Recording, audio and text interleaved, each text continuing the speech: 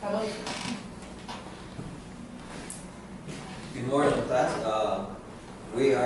Today we're gonna take you through Bronze Age. Last time, if you can recall, we went through like pretty much clearly on the era of Stone Age. So today will be a Bronze Age. So this era is marked as one of the greatest era in our history. So it actually created a society, flourished a society, and destroyed a society. There's a lot of things to see. So Adam will be taking you through metallurgy, civilization, and writing. I will be taking you through religion, law, and medicine. Brian will take you through science, maths, and astronomy.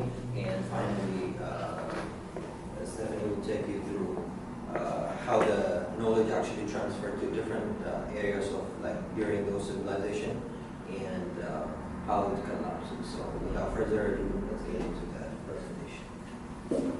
The setting is in the late Stone Age. Lothar is on his way home and he finds a shiny rock on the ground. He decides to take it home and begins experimenting with it. Lothar is just pounding away at that and the shiny rock with a stone, and he makes a dent. That's strange. That's something that's never happened before with any other rock. And he decides to continue pounding away at that shiny rock and fashions a knife out of it.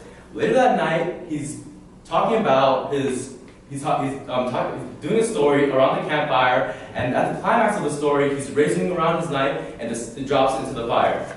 The knife sparks up bright and begins to melt. No more knife. He falls asleep and he wakes up and he finds that the knife, that what was once his knife, is now melted but hardened and into a new form. And that was the discovery of metallurgy, and essentially the manipulation of metals. And essentially over time, over the span of centuries to millennia, humans would continue to experiment with different kinds of metals and eventually combine tin and copper to make bronze, a completely new type of metal that completely changed humanity forever. So you see, with bronze now, they were able to make stronger weapons to better defend themselves against predators. With bronze, humans were able to make more powerful agricultural tools to better master the earth and just further increase the production of farming. And with the increase in agriculture, civilizations eventually rose, leading to the first instances of writing, specifically in Sumeria. This is just a picture of a Sumerian stone tablet. And writing is arguably one of the most important innovations across humanity. Because imagine this: before, ancient humans, they told their stories, they transferred their knowledge, they expressed what was in their head via orally, through words. But now they're able to actually pound it into stone, something that was everlasting for generations after them to look at and learn. And writing also led to other innovations such as religion and law.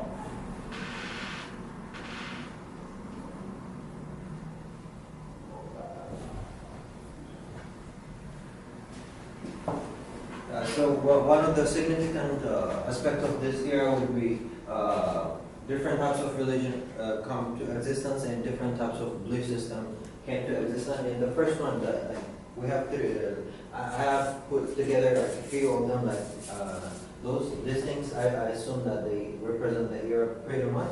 So this is the first thing that actually existed during that era. It's the Bureau ritual system. So during this time, most of the society, as you can remember, like whatever kind of religious book that you can mention, it's during this age. Like it has to refer to this age in one way or the other. So mostly they believe in life after this, and they used to have tombs collectively, like where they bury like a lot of corpses together.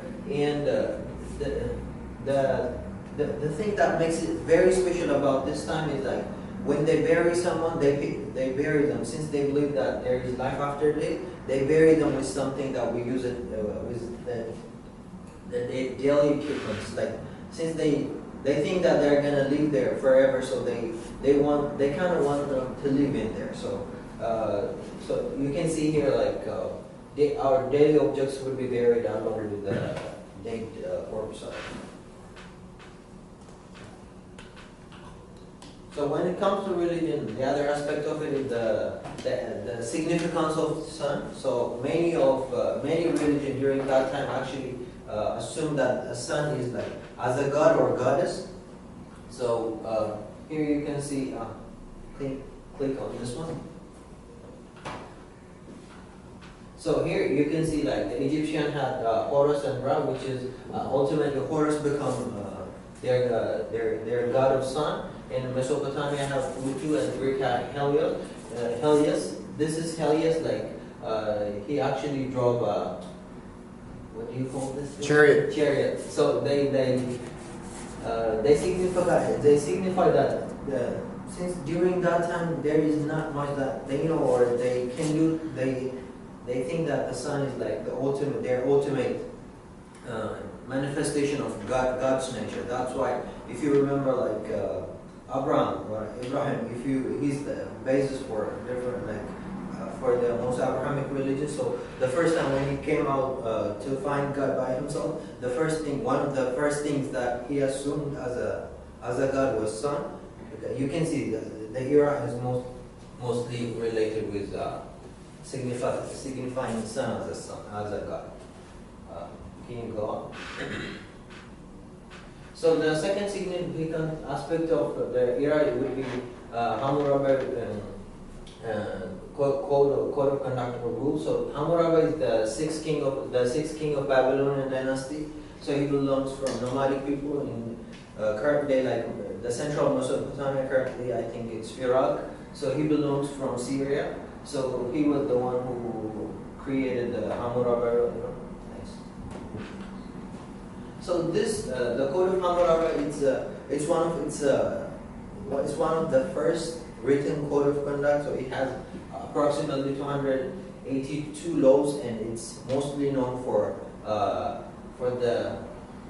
this thing, like an eye for an eye. So whatever you do, like if you do something bad, the same thing will happen to you.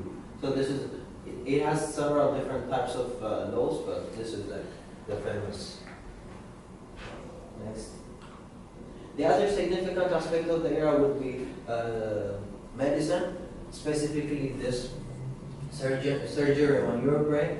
So this is a skeleton discovered around Turk. So the early neurosurgeon was surprisingly precise. So as you can see, they usually cut the head in, I think, 1 inch by 2 inch and stuff like that. So that to heal the person, and they were actually successful. And you can see, like after they cut the head off, the bone actually is growing. That means that human was alive. So the neurosurgery was actually pretty good medical treatment system. The other aspect of it would be, even though they were really getting into this kind of science, so those traditional medicine also were there. Perception in illness and herbal remedies, like they believed in superstition, mysticism, astrology played a huge piece. Like those kind of ideas were there, and whenever something bad happened or when someone is getting ill,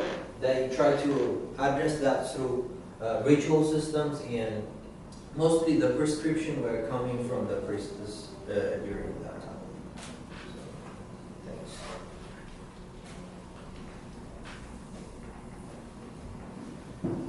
All right. So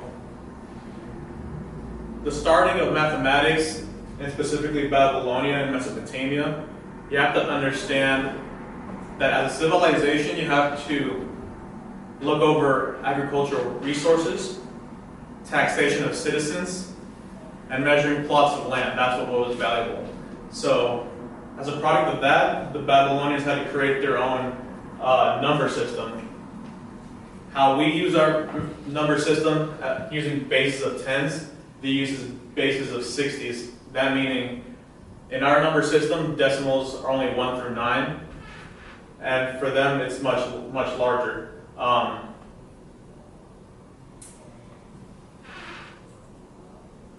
And with this, they pretty much understood the concepts of algebra, arithmetic, geometry, the Pythagorean theorem, and so on and so forth.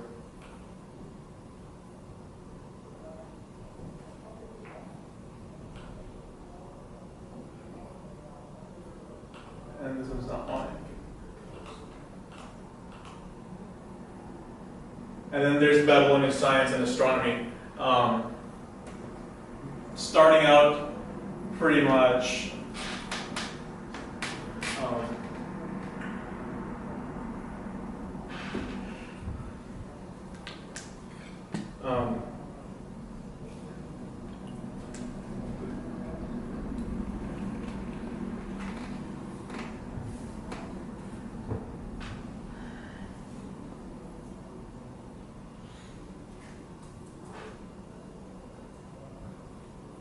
I'm blacking out. You can go on. Okay, with the collapse of the Bronze Age, rise of civilization led to trade routes, and these trade routes, they were a huge milestone within this era because it enabled them to be able to exchange, like my colleagues previously expressed, writing and mathematics.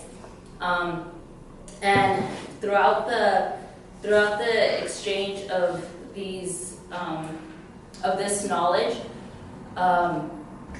came they were able to share their ideas and spread it throughout civilizations. And basically, when the Bronze Age collapsed, these trade routes were lost, and so were these concepts of literature. And when this happened, they basically started from zero again. These ideas weren't seen until about like roughly 200 years later, and so there were several empires that were lost, and some of the reasons for these empires being totally just never arose again was some ideas were because of natural disasters such as volcanic eruptions and earthquakes, but the ultimate reason for the Bronze Age collapse was the introduction of the Iron Age. And the Iron Age brought new ideas and concepts to different societies.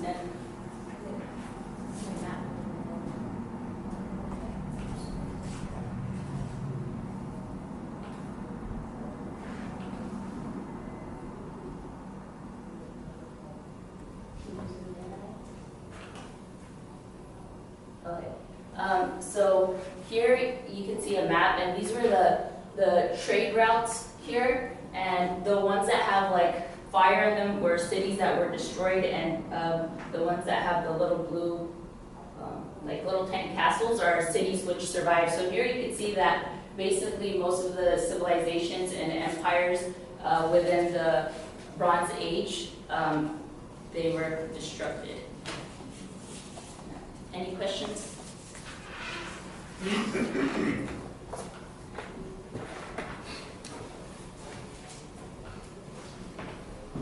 Any questions at all? Destructed? They were never seen again. They were Destroyed? destroyed. Okay, okay.